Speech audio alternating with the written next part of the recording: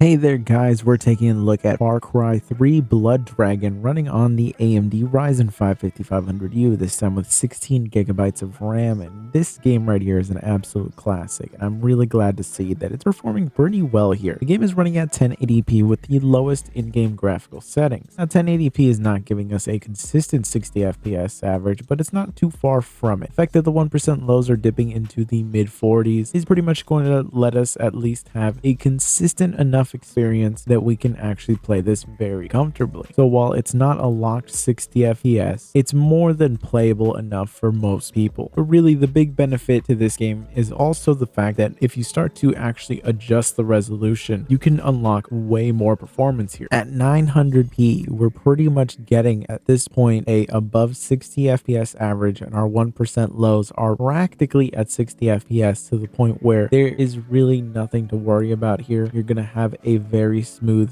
very consistent experience, and really you're not even sacrificing that much in terms of resolution to get a much better experience. Honestly, this is pretty much the most ideal setup if you ask me for this game, though that really only comes down to the fact that if you have a 1080p screen, this pretty much is letting you know that if you have a handheld console like an Aya Neo, you can get some very good performance out of this, because if we drop things down to 720p, which is pretty much the resolution that runs at, now we're looking at something completely different. High refresh rate gaming is possible on this. And now the thing is that you're not really going to be getting any device that has this chip with a high refresh rate monitor, though there are now being released laptops from Dell that actually have their, new 5625U chips that actually have 120 hertz monitors. Now they're not exactly the best 120 hertz monitors, but I'll take that over pretty much just a regular IPS display, because I mean it can't really be that much worse. But pretty much what this means is that if you have a device that uses this specific chip, well, you don't really need all that extra power. That pretty much means that if you just lock the FPS to 60, you're pretty much going to be using